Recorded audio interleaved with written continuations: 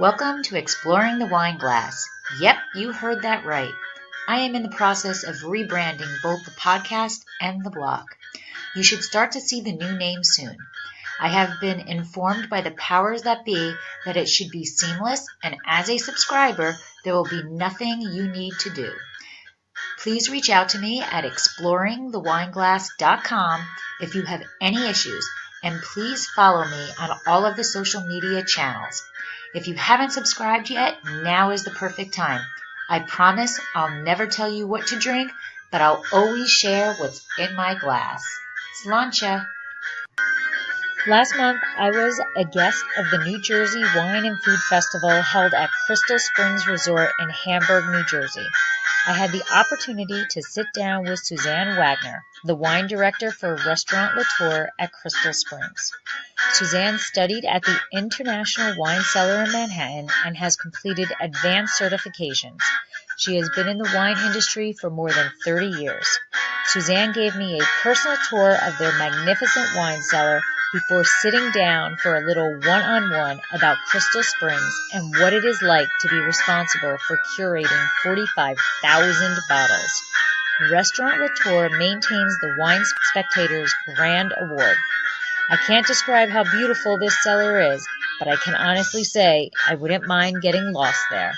We are at Crystal Springs Resort, and I am speaking with Susanne Wagner, who is a lot of titles for this place.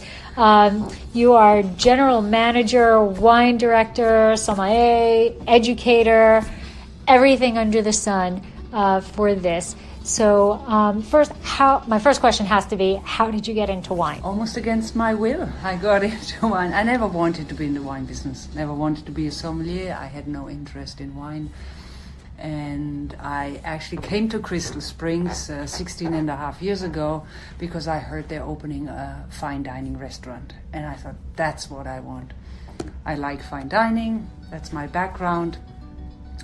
But I applied, they hired me, but the restaurant wasn't quite ready. So I was serving in the tavern part-time.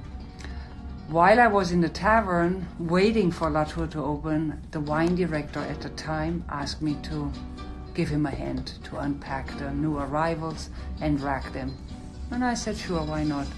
And it was him, John Foy, who ignited my interest in wine by telling me stories about the winemakers, the grapes, the regions, the weather. He let me taste some of the wines, and that was it. I started to read books. I watched every wine movie I came across. He took me along to some tastings in the city, and I decided to take a course in Manhattan at the International Wine Cellar.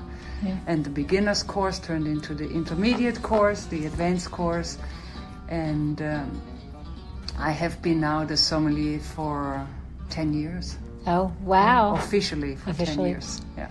Wow. So what was your education prior to the wine education? I went to hotel management school right after high school, a private school in Bad Reichenhall in Germany. And that really made me decide, okay, this is really what I like to do. I was only 18, so I was undecided, but the school helped me. Yep, I think I want to go in the hotel restaurant business. And that's what I did. I did an apprenticeship in Germany. You go through every stage just to learn a little bit about everything. But after that, I said the restaurant is what interests me the most. But in the restaurant business in Germany or in Europe, you have to know languages. And I was poor in English and poor in French because I didn't like to study at school. So I went to England to improve my English. I worked in restaurants there. Then I went to France to improve my French. And kind of like to travel around after that. So I worked in Switzerland, in Austria, in Germany. And I think I was 27 when I decided for just one summer season to work on the Rhine River as a hostess. Not the restaurant business, just a hostess. So I get to travel on the Rhine see other countries. And in that year, I met my husband, who was living in the United States. So he brought me here, and that was 26 years ago. Wow. Yeah. Was he on vacation there? Yes. Yes. Oh. So I've been here for 26 years now. Wow. See, love makes you travel all over the place. Yeah. So what was your first wine that you fell in love with? I think it was an Amarone. Oh, wow. Actually. That's a tough first one, yes. Right?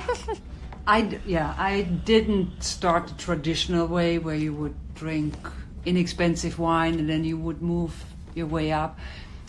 Starting here at Crystal Springs, I got to taste the best wines from the get-go, working with John Foy, working with another wine director, the generosity of Jean Morvahill. He opened one great Bordeaux after the other.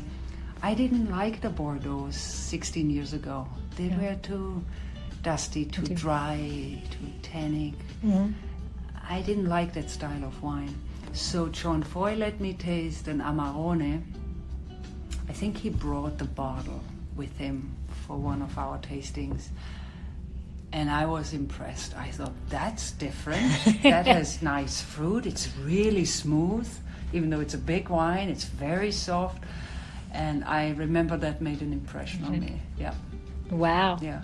Wow. So, yeah. So we are at, we're not sitting at it at the moment, but you are in charge of Restaurant Latour. So what's the history behind Restaurant Latour? Now, you showed us the Latour room. Mm-hmm. So what's the history behind why did, I'm assuming Jean Morvahill chose that name. How did he decide on that? He actually was into wine first. He was not a restaurateur. Mm-hmm. So he started this collection. He brought the bottles here. He got excited. We built different rooms for his wine collection. And it was really a year after we started to fill this wine cellar. He said, we're starting to have a really nice collection. Shouldn't we have a restaurant to sell some of the bottles? So the restaurant was an afterthought. And the only place at that time was really the attic. There was still room in the attic. So the question was, should we put Latour up there or should we use one of the meeting rooms? And he decided to put it on the top floor, the 4th floor of the clubhouse. And the space was limited, so the restaurant was very small. The kitchen is very small. We don't do much business. But he said, we don't need to. We just want a fine dining restaurant. And that's how it all evolved. One thing led to another. The staircase wasn't here. It was just a service elevator.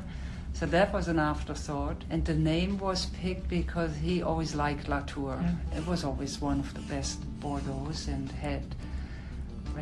was recognized by wine lovers. So John Foy and him decided, why not name it Latour? Yeah. Was there any issue with that? Yes. Unfortunately, Michael Latour owns a restaurant in Ridgewood, New Jersey, and he named it Latour after himself. That was his last name. So now he was already there, established, right. And when we opened Restaurant Latour, he was not happy because guests made reservations at his restaurant, but they showed up at Latour here and vice versa. Yeah. So there was a lot of confusion the first couple of years. So we changed our name. We started to call it Restaurant Latour, where his is Latour Restaurant. And we started to say Restaurant Latour at Crystal Springs. Yes.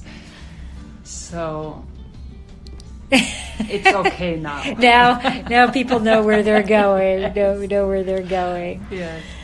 Okay, so you have 45,000 bottles somewhat in this cellar. What is that like? That blows my mind. 45,000 bottles. What's that like to curate, to just be responsible for, to like, how do you know? Is it like you know exactly where everything is? That's actually the easy part, yeah. Yeah. Because the system is almost like a library system. Every room has a number sequence. So the champagne room starts with number 1, Okay. and it goes to 999. The next room, which is the Bordeaux room, starts with the number 1000, and it goes to 2999.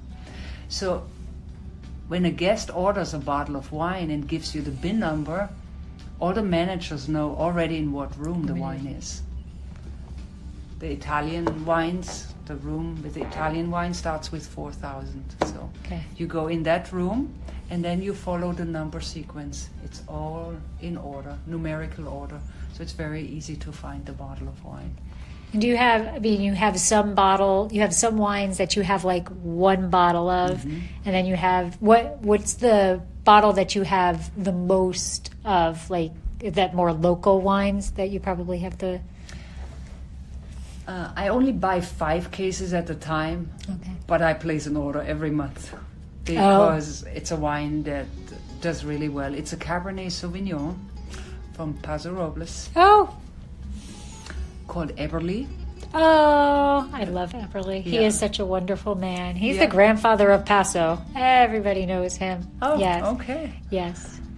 And my guests just love the wine. Really? Oh, so, that warms my heart. Yeah. So it's a classic pairing. We serve it with beef short ribs, or when we have a beef dish, something rustic, we pair that wine with it, and it's just a wonderful pairing. It's a classic pairing. So that's a Cabernet. It moves a lot. Right. Yeah. Wow. So I buy a lot of cases of that Cabernet, and it's a favorite grape varietal. It's a very well-known. Yeah. Right. Yeah. Yeah, Gary is a wonderful man, and have you ever met him? No. No, he is a true sweetheart. And when you go to Eberly, 99% of the time he'll be sitting on his patio in front of the winery. If it's morning, he's drinking a white, and if it's in the afternoon, he's drinking his cab. He loves to sit there. The sunset is magnificent right there. He sits there, and he's got 2 standard poodles that run around, and he's considered the grandfather of Paso. Oh wow. Yeah, so and he's just a wonderful man. So that warms my heart. It really does. Yeah. And that's interesting that it's good to know that somebody is recognizing Paso. Yeah. But I think that the majority of people, when they hear cab, they go Napa. Absolutely. Yeah. But they're getting a better value. Exactly. They don't want to always pay Napa prices. Right. So I think that's another reason why the wine does so well. It's really well priced. Mm-hmm. I'm happy. The guest is happy. The quality is there. It's a win-win. Right. Yeah. Right. Yeah. I'm all happy now. So we buy a lot of that wine. Do you? Wow. So with 45,000 bottles, how do you go about deciding what you are going to buy? I kind of equate it to like an art curator. Which Picasso are you going to buy, or Monet, and how many Monets are you going to have, and where are you situating those? I wish I had that problem. It's quite easy. I buy what our guests like to see on the list, which is California. Oh. That's actually what sells most. They're comfortable with it. The wines are excellent. So I buy the classic varietals, Cabernet, I buy Merlot, Pinot Noir, blends, and that sells, and they're very happy with it. The next category after California is Italian wines. So I have to keep my Barolos, the Brunellos, a little bit from all regions. And the third country is probably France. So those are, for me, a must buy. It has to be represented on the list. But then I add, let's say somebody's a Pinot Noir lover. They're not always comfortable with French labels. They don't always understand them. So I get, of course, Oregon Pinot Noirs, New Zealand Pinot Noirs. I just added one from Germany, the Loire regions. So they have something to experiment with and try out. So I buy the classic varietals, I keep the classic regions on the list. I'm German and I love Riesling, so that's always a staple. Riesling. It's a good staple. Yes. And then the list is organic. It really changes every few years depending what wine movie is released. It's such a sad state of the world that determines that. Is it? Who knew Right. that it can make such a big impact? But it did, and we had to adjust the list because we couldn't sell Merlot anymore. And everybody's asking for Pinot Noir. So I will adjust to my guests and what they like to see. And every once in a while I buy something because it's a good investment. Right. 100-point rated wines, a rare wine, a special aged wine. And sometimes I buy it just because I like it. That's good. And because I think it's interesting. Because often guests like to leave it up to me. They say, whatever you think. We like this kind of style. That's our style. Something along the line, but we let you choose. And you would be surprised. I give them something completely different, and once they taste it, they love it, yeah. So that's a little bit of a goal of mine. I try to open them up in a gentle way, just open their mind a little bit, introduce them to something aged, something they never heard of. And almost every week I convince someone that that's a good feeling. Do you go home and you're like, yes, I'm proud of this. Because that's what happened to me. I didn't know I like wine or I have an interest in it, but somebody took the time, talked to me about it, let me taste it, and I thought it was terrific. So I'm trying to give some of my time to education, yes. And I'm always amazed how many young people are already into wine and have an interest and an education. They're quite knowledgeable about it. And I thought, wow, they got started early. Yeah, I think it's a big thing now to have the letters after your name, the WSET or there's a lot of people who just want to learn just to learn, Right. And it's good, it's Absolutely. good. But no matter how much I try, no matter how much I still run into people that have no clue what Cab Franc is. I'm always explaining what Cabernet Franc is, and it's just I'm like, but it's a Bordeaux. Like, how do you I've had people who are like, oh, I love Saint Emilion. I'm like, how do you not know Cab Franc? We're missing something there. There's as much or as many educated people are out there. It's just as many who really have a hard time. Right. But I'm always willing to talk Cab Franc. I'm always willing to talk about it. Yeah.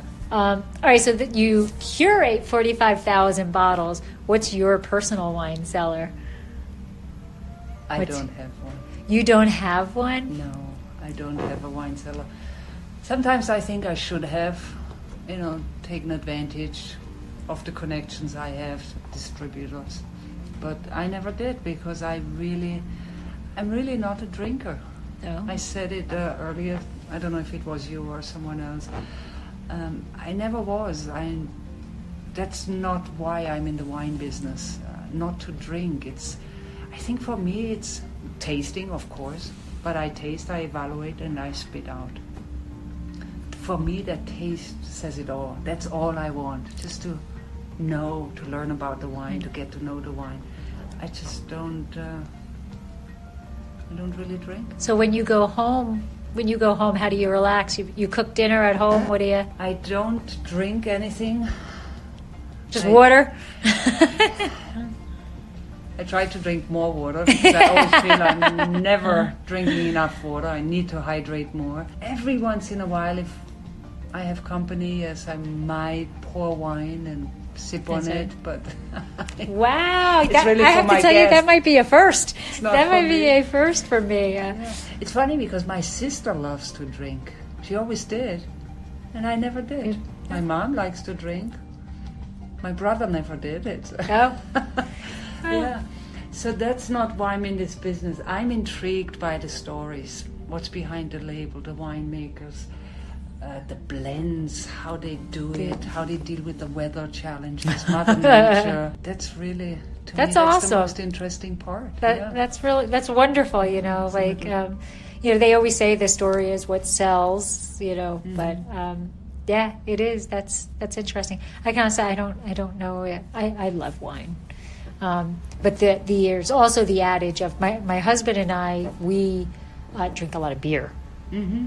You know, so there's the adage of there's a lot of beer required to make good wine, and it is true. You know, it's like when you know, if you're in the process of blending or you're making the wine, you're always around wine. Yeah. When you go home, sometimes you don't want wine. You you want beer. It's often my case. I go home and I taste a lot. I mean, sometimes it's 20, 30, 40 wines a day if it's busy. Right. Or we have a wine cellar event, you know, and the bottles are flowing. I have to taste each one.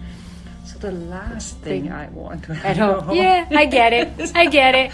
But I have had a beer here and there, especially in the summer when I'm really thirsty. I actually enjoy a beer.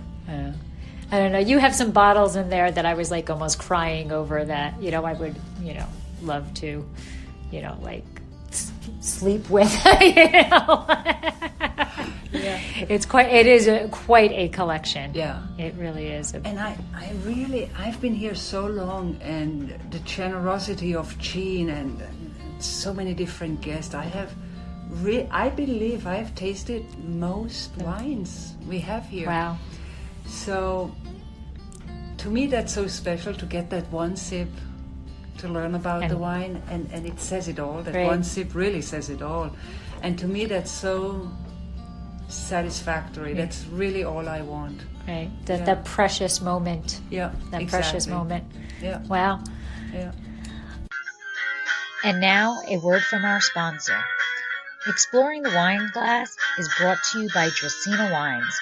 Dracaena Wines is an artisan winery located in Paso Robles, California. They have been producing wine since 2013. Their first vintage began with one wine, their classic Cabernet Franc, which received a 91 in Wine Enthusiast. Since then, they have increased production, received several accolades, including double gold medals in the San Francisco Chronicle Wine Competition and consistent 90-plus ratings. In addition to their classic Cabernet Franc, they now produce a single vineyard, single clone reserve Cabernet Franc and a rosé of Syrah. Although they've increased production every year, they continue to sell out each vintage. Find out more about Dracaena Wines and their award-winning wines at dracaenawines.com and let them help turn your moments into great memories. Back to Restaurant Latour at Crystal Springs. Who is the chef?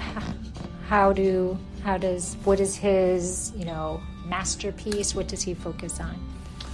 It is a her. Oh, yes. Chef Aisling Stevens is our executive chef, and she's also in charge of Restaurant Latour, and along with Matt Lawridge, they run Latour. But she has been with us now for 2 years. She's an interesting one. She's a little different than all the chefs we had before. She uses a lot of local product. She's trying to support the local farmers. Seasonal is really important to her. She doesn't want to use a fruit if it's not in season. It's just ripe, because whatever is in season is best, right? Really. There's a reason for it. So she really likes to put her menu together with local and seasonal ingredients. And it's very light and playful in a way. I think she has her own style. I would say it's modern American. Okay. Yeah. Very interesting. Some of the combinations she comes up with are daring, but that keeps it interesting for sure. Yeah.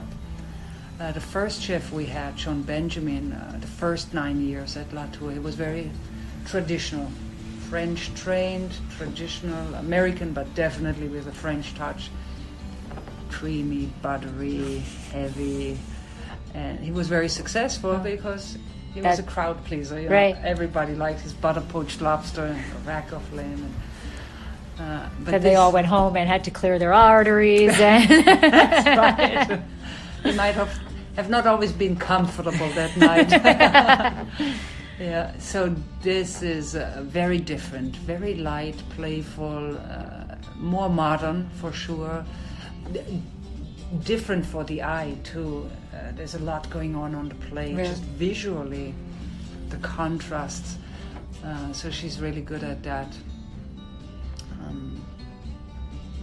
So the guests have nothing but great comments. Do you have the people who come to the restaurant, are they the majority out of Crystal Springs? I never realized. I've been here. I did the spa one day, and I spent the night at one of Minerals, I think, was the spa. That's right. Yeah. So I stayed over one night, and I had a spa treatment. So that's all I saw. I had no idea this was so big as I was driving in today. So are your customers like repeat customers who live? You know, are they driving on their golf cart to come here, or are they just one or two? There are a couple of people living here in the summer. It's really their summer home. Some use it just for the weekend. They have a home in New York City. They just come to the countryside every so often. I think most of our guests are actually from New York City, Bergen County. Oh, okay. So they're taking the drive to have dinner. Yes. I would say maybe 60 to 70% are staying overnight. Oh, okay. And the others drive back home the same day. Oh. But most of them stay over. They like to experience the lengthy dinner. It takes at least 3 hours. Oh. Lengthy dinner, and then most of them have the wine pairing or a bottle of wine. Right. So it's a lot of couples, so they both want to have the experience. Right. So they stay over. Yeah, which is really perfect. Right. You get to really relax. You don't have to worry about the car. Yeah, because I love this area. I really do. But it's not the best area to be driving at night to just start off with. And never mind after you've had a bottle of wine and you're all, happy with all the food that you've just consumed. We have a lot of suicidal deer. And probably turkeys too. Although I guess that's more in the early morning, the turkeys. That's right. I swear I almost run over a bear. Oh, early morning. It's true. They're here too. A black bear crossed the road, and I come around the bend. And I almost got him. And the bear is probably, what you doing? I said, if I tell this story to my folks in Germany. I find it funny because turkeys will walk by and literally it's almost like they're telling you, they're flipping you the bird, like, yeah, you are going to stop. Those are the turkeys. The deer are like, oh my God, and take off. And the bear are just like, yeah, go ahead, hit me. It's all right, whatever. What's up? Yeah. Exactly. Yeah, I'm crossing the street. Right. Now, the people who are listening to this podcast who do not live in the countryside are going to have no clue why that's so funny. But it's true, right? I grew up in West Milford, so so it's not. It's the same. It's the same thing. The roads are all winding and curving. No lights, and you never know. You never know what's going to pop out at you. Yep. Yeah. All right. So, the Restaurant Latour has actually maintained the Grand Award for many years. It's 13 years, which is quite an accomplishment. So kudos to you. But what's the process to get that grand award? How does that come about? They do not give it out easily. No, I know. There are currently only 91 restaurants in the world. Wow. To own the grand award. So it's something really special. It's like winning the Oscar for your wine collection. So you have to have depth to your list. You have to have width. You have to have many labels, not just one bottle. And they actually come to your restaurant and check the collection to make sure you really have what you say you have.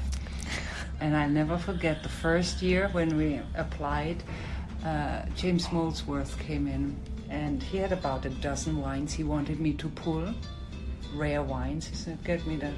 You said you have this. Exactly. Got everything. It's actually funny that we just served this wine today. It was the 1912 Chateau Latour. He wanted to know, where is it? No, I'm sorry, it was the 1928. Mm-hmm. It was a 28 at the time. I knew we only have one bottle. I know it's in the cellar. I saw it many times. Go to get it. It wasn't in the spot where it was supposed to be. Uh-oh. So, Does the sweat start coming down? Not yet. I said, must be in the window, right? So we probably put it in the window to show it off. Checked all the windows. No 28. That's when I started to sweat. We're not going to get an award now because I can't find the 1928 Chateau Latour. And I looked, and after about 5 or 7 minutes, he came in the room. He said, it's okay if you don't find this bottle, just find me this. So I did. I found everything else. And he took off, and I put on the lights, rolled up my sleeves, and I started in one corner of the room, and I pulled every single bottle out of the rack. Oh my gosh. To look for the 1928. You know where it was? Where? Just 3 rows down from where it was supposed to be. Oh. Somebody just put it in the wrong slot. For whatever reason. Did you take a picture of it and say, here you go, I have it. Did. Like with the newspaper behind it, like it's held for ransom, so he knows what date it is. I didn't use the newspaper, but I took a picture. I said, I was so nervous because I really thought we're not going to get the award. Right. Because you couldn't find that one bottle. Yep. He said, don't worry about it, and we did get the great award.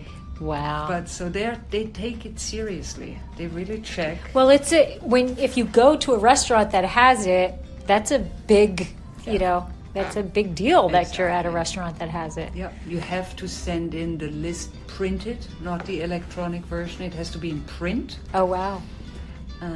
They look for the layout, spelling errors, every little thing matters. Yeah. Oh, wow. And then they make sure you don't send the same list every year.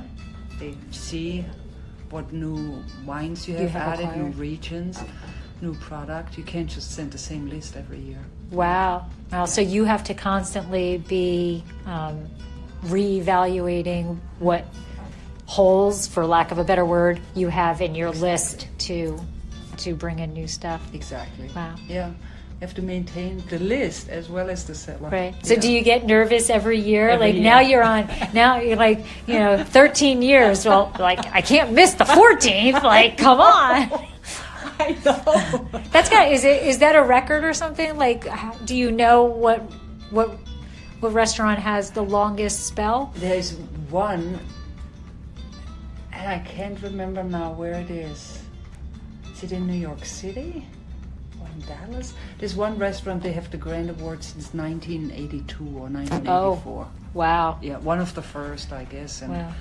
They are holding it. Well, I don't think you ever want to give that up. I don't think you ever want to give that up. I think something has to drastically occur for you to, give that up. Right. Yeah.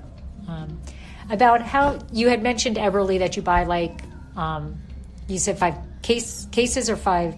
Yeah, you're not buying 5 pallets from Eberly. So 5 cases every month or whatever. what is the average, other than Eberle, like an average turnover? Like, do you have, it's a bad question. So like, I guess I'm trying to figure out, a lot of these wines are hand sales, right? Yes. Okay. So how are you training your restaurant, your waitresses and waiters and your assistants to decide which ones they're going to recommend? What are they listening to from your customer to say, oh, okay, now I'm going to try to give you, this recommendation? Yeah. Every sommelier who starts here works with me one-on-one for at least 2 months. Okay. Before they're left alone. So they get to know the cellar first.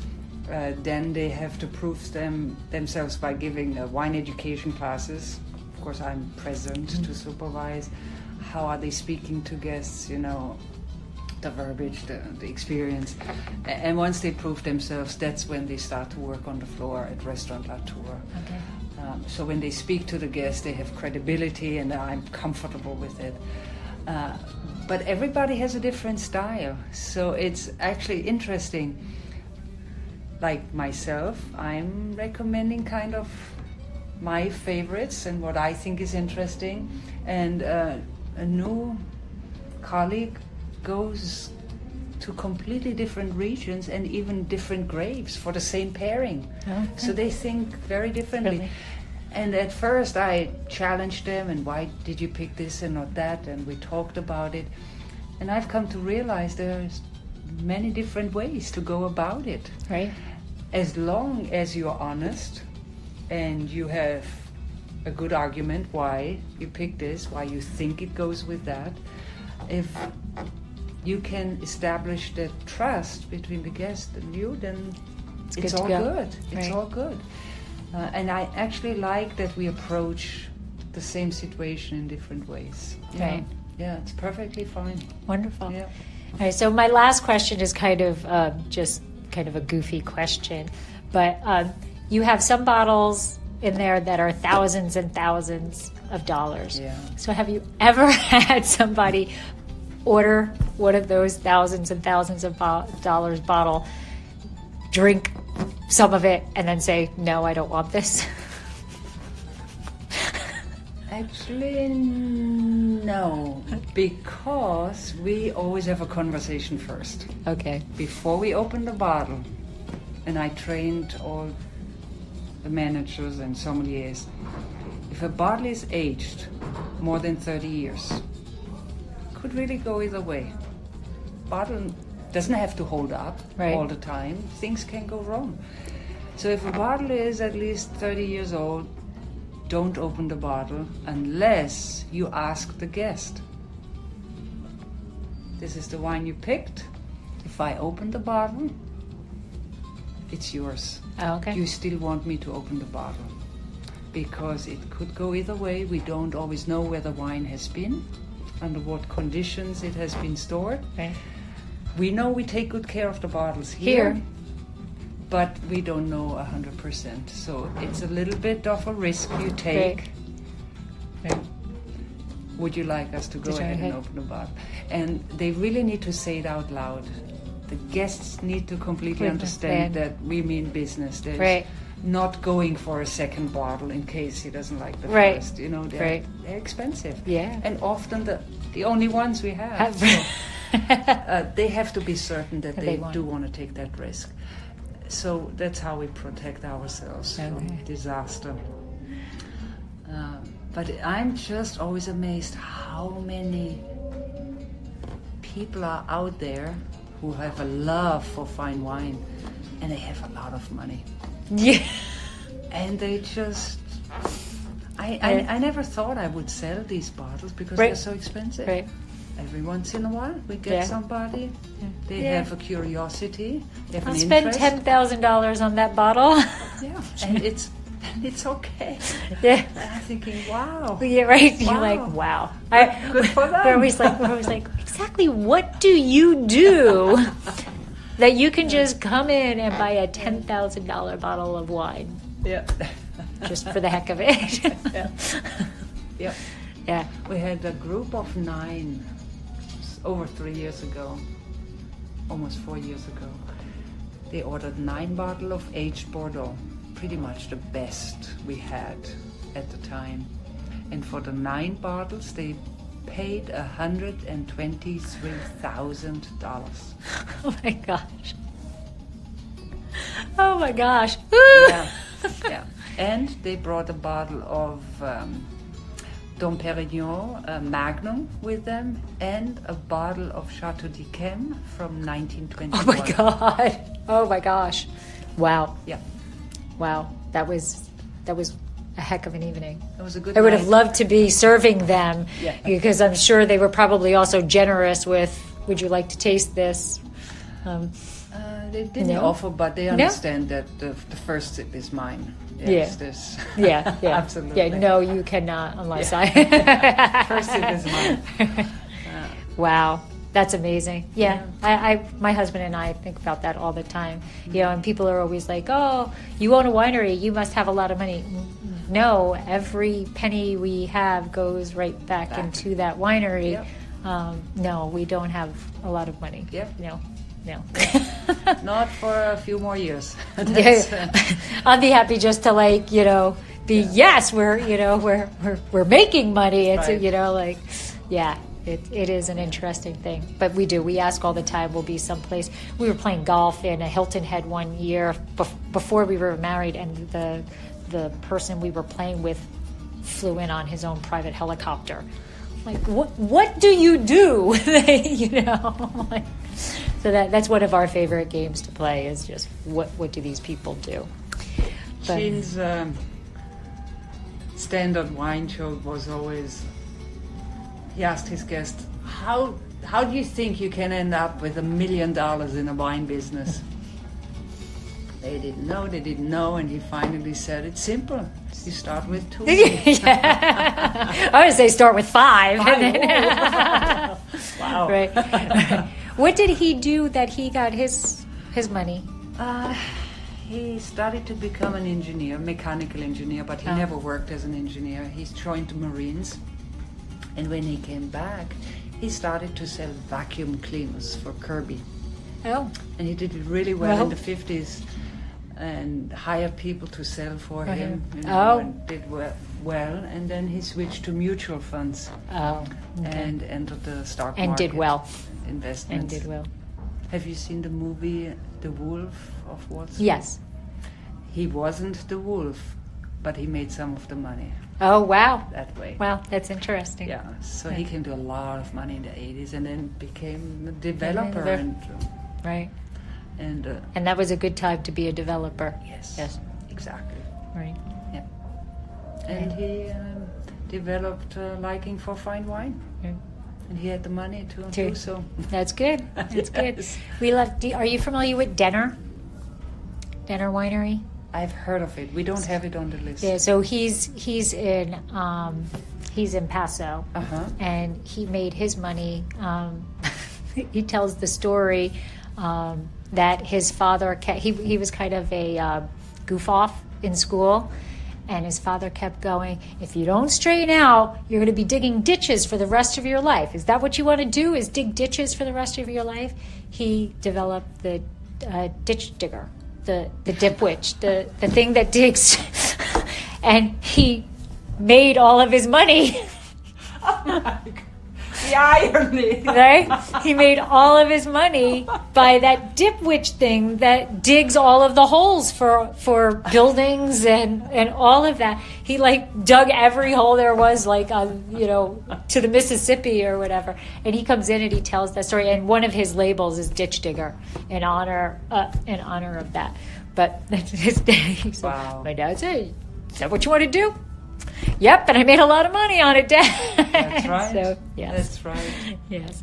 But thank you very much for the tour of the beautiful cellar and for taking your time away. I'm sure you're very, very busy with what's going on tonight. But thank you. I really appreciate it. Oh, my pleasure. Glad it worked out. Yes, me too. Thank you. Thank you. Thanks for listening to Exploring the Wine Glass. If you have suggestions on what topics you would like me to discuss, please reach out on social media. You can find me on Twitter, Instagram, and Facebook as Exploring the Wine Glass. I am also on LinkedIn as Lori Hoyt Budd. Of course, you can always email me at exploringthewineglass@gmail.com. If you enjoyed our podcast, please rate, review, and subscribe on your favorite podcast catcher to help others find me more easily. I'm on all the common aggregators. Sláinte!